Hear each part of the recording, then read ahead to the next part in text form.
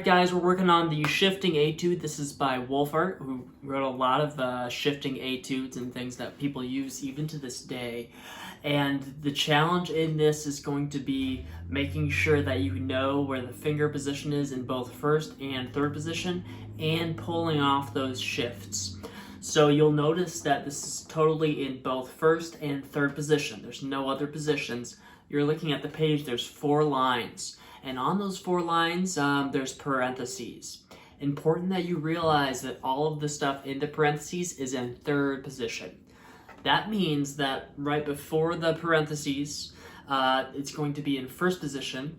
The note right after the parentheses is going to be in third position. So that first note that's still in first position is your shifting finger. The following note in the parentheses is the destination finger.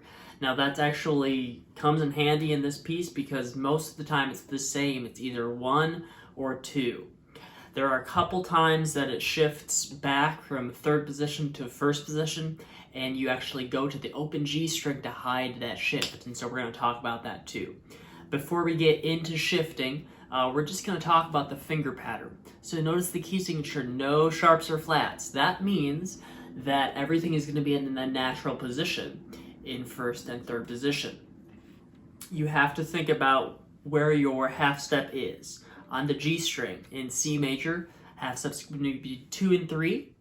On the D and A string, half step is going to be 1 and 2.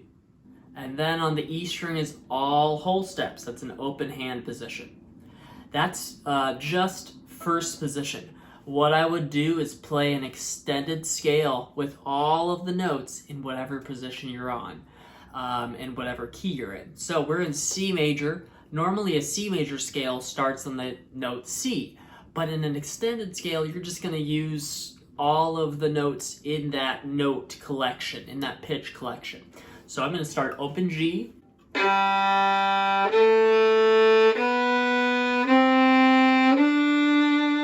Play all of the notes on the G string in C major. Now D string.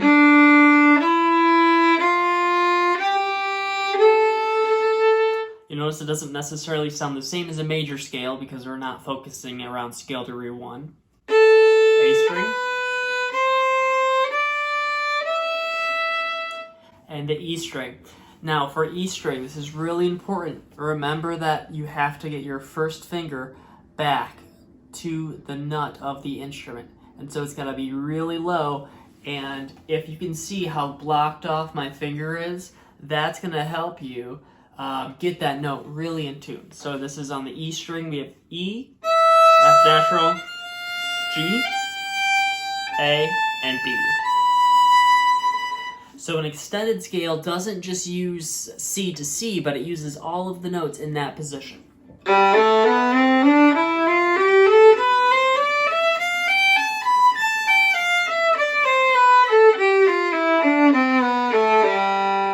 And that's to help you figure out if you know the finger pattern, if you know the finger pattern in that position. We can do the same thing in third position. Really worth it to do it. Take some time, guys, but it's going to be worth it. So in third position, here we go. On the G string, this is what our finger pattern is going to look like, 3 and 4. On the D string, same thing, 3 and 4. On the A string, 2 and 3. And on the E string, 2 and 3 as well. So going to third position, I've got my C there. I'm going to play all the notes in this extended C scale.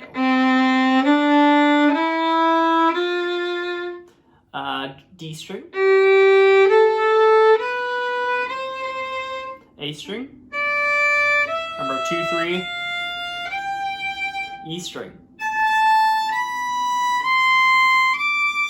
So the whole thing.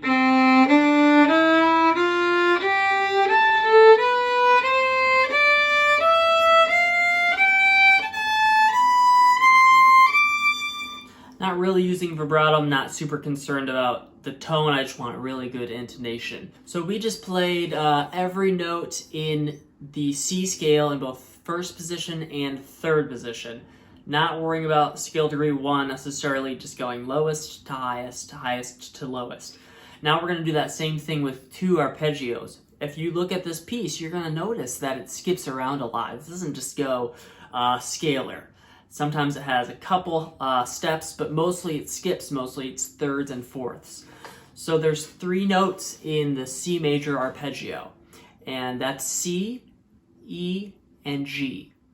If you play and practice this arpeggio without music, you're going to develop the hand frame, and once you apply the music to it, those notes are going to be a lot more in tune. But here's our C major arpeggio, and again, I'm not going to start on a C if it's not the lowest note. In this case, I have a G, so I'm going to start on a G. So this is a C major arpeggio, but with extended position.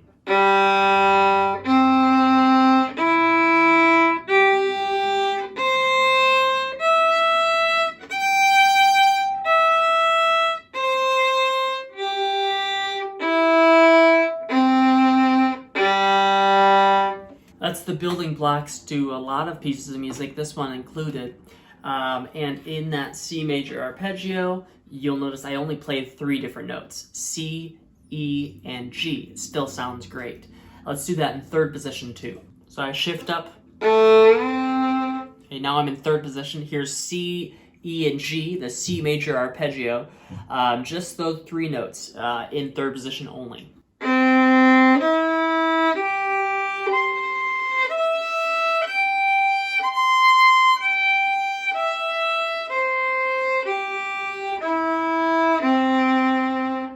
Now the next arpeggio that I'm going to use is the G7 arpeggio. And so G7 is like a G major arpeggio, but it's got an extra note to it. That's the 7. And so it's going to have 4 notes instead of 3. So the G major arpeggio's got G, it's got B, D, and F natural. And so I'm going to play that in first position first to get that hand frame really set.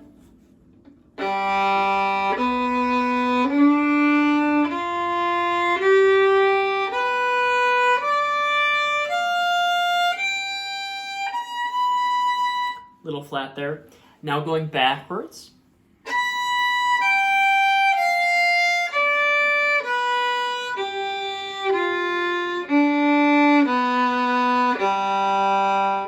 And that's in first position. Now guys, that might sound complicated, but it's just playing each of those 4 notes in order, starting on low G and then going up to B. So it's G, B, D, F, G, B, D, F, G, B, going from lowest to highest. And if you can get that under your hand and under your fingers, then playing this is going to be a lot easier. Putting that now in third position. So third position, the first note in the G7 arpeggio, which is G, B, D, and F, in third position, first note is D, second finger in third position. Then I'm going to go to F, fourth finger. Fourth finger in third position is really difficult to get in tune, to get good tone. You have to use a little bit extra finger pressure. But it does happen in this piece, so you got to be able to do it. Here it is.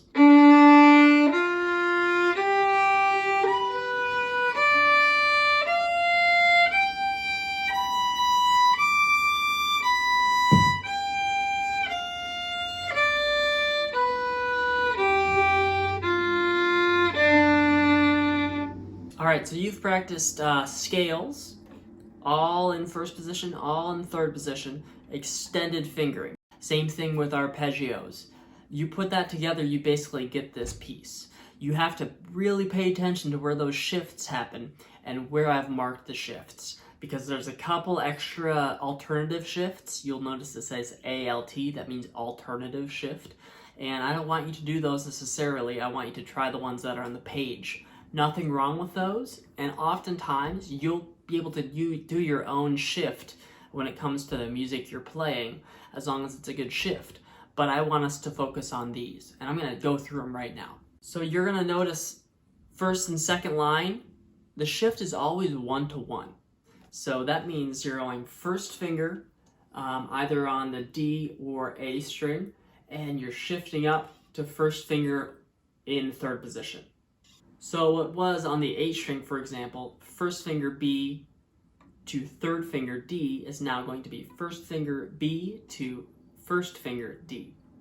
The principles of shifting that you have to remember are you must take your thumb with you. Okay, don't leave that thumb behind. Take it with you.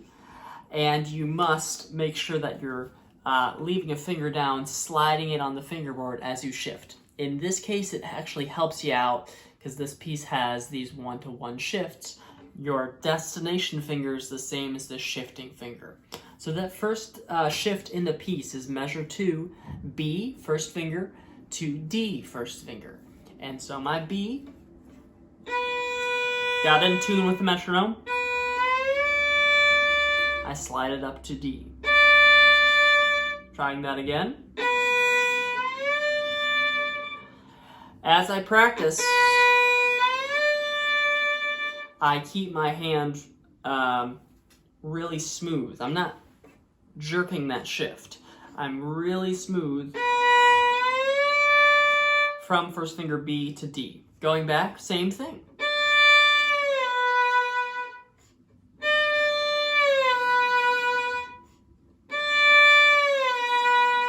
Now you should practice back and forward.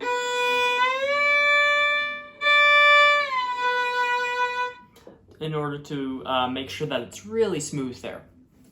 As you get more advanced with that shift, you'll want to lift the finger ever so slightly so it's not as compressed down.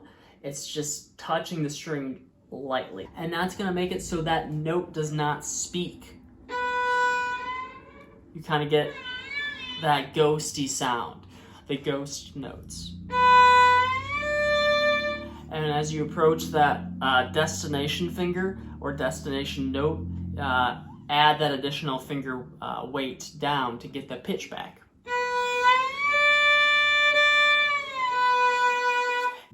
Now put that between the bow strokes. So I'm going to go backwards. Those things are going to make sure that your shifts are really smooth and sounding in tune. Now that's first and second line, first finger to first finger. In the third line, we have some 2-to-2 shifts. So I'm looking at measure 11 there, and I'm shifting from C natural to open E. So same concept as before, practice sliding.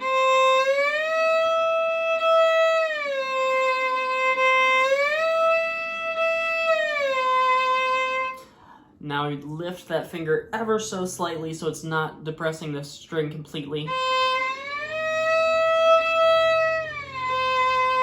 And only press it back down when it's in tune. You can use your open E string to tune that E. It's the same note. You can even use the E string to tune the C because it should sound relatively pretty. It's a major third. Next step, same as with first fingers, eventually you're going to put that shift between two bows.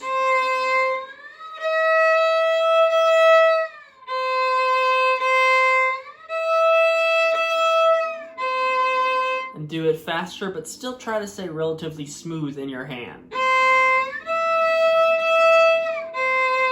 You'll notice that I'm not really super fast with my shifts. The slowness really helps me get it in tune and for that note to be accurate. Last type of shift in this piece, it happens the same way 2 times, and I'm looking at line 3, measure 2 of line 3, which is measure 10, and measure 12. So you're on a B, that's third finger in third position. Sorry. There we go. And then you play open G.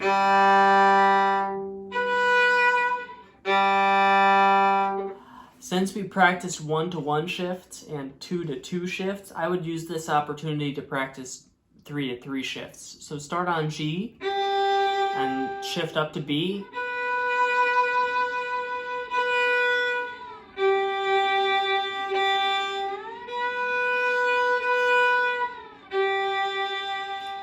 The other thing you can do with that is you're going to play G anyway. You can tune that B to a G, a really pretty interval of a sixth. And that'll help you if you're out of tune. It's a little flat, a little sharp there.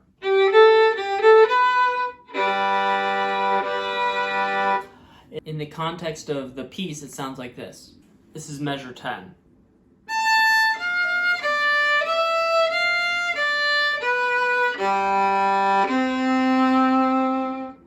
And that happens again in measure 12. All right, so in this piece, you practice the scales, extended scale, you practice the arpeggios, you isolated those shifts.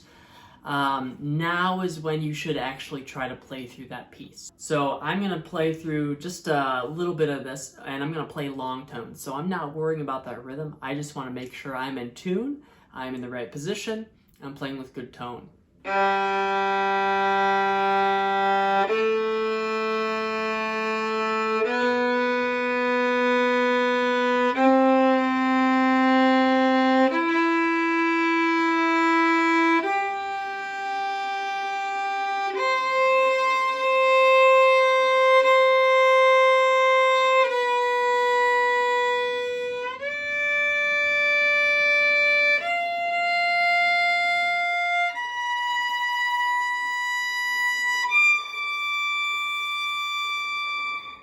After you go through and you play long tones, I would focus on 1 or 2 measures at a time, trying to put it in somewhat in rhythm and in time.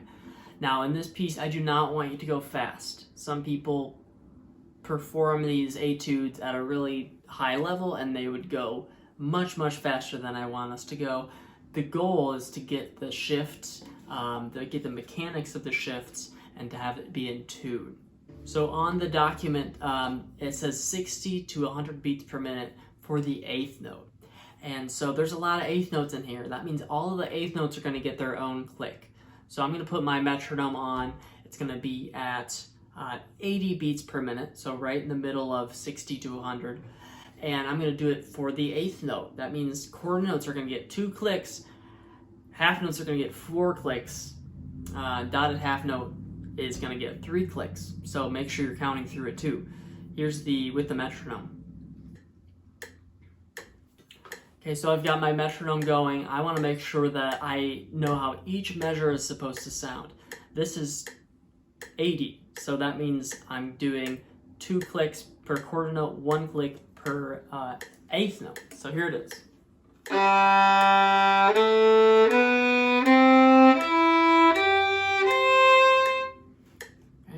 Next measure, I've got that shift, so I've got to make sure I'm really smooth there, thinking about my destination note and my shifting note.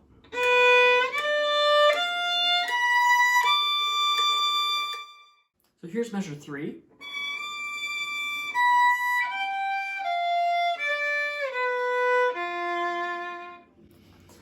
So I played through measure 3. I was pretty happy with that, how that sounded. What you might want to do is work on each measure just like that. Go back and record a whole line, and then kind of reflect on that. What do you need to improve on? You're going to be able to tell a lot more from what you record and listen back to than you can in real time with your instrument. Doesn't need to be perfect, no. But this is not really something that you could cram for. Like, you're not going to learn this in a day. It's gonna take a few weeks to get it down. As you're playing through this, it's okay if you have a little bit of sliding in the shifts, and that kind of adds some musical effects. If you listen to any solo, violin, violoncello based music, you're going to hear some shifts in there too. For example, measure 2, if I hear that B to D, totally fine to hear that.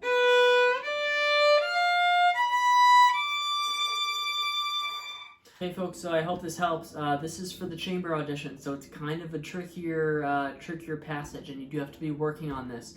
Again, not something that you can cram for. Spend time on it. If you need help, happy to set up a video meeting, and I can kind of work with you on this. Okay, thanks.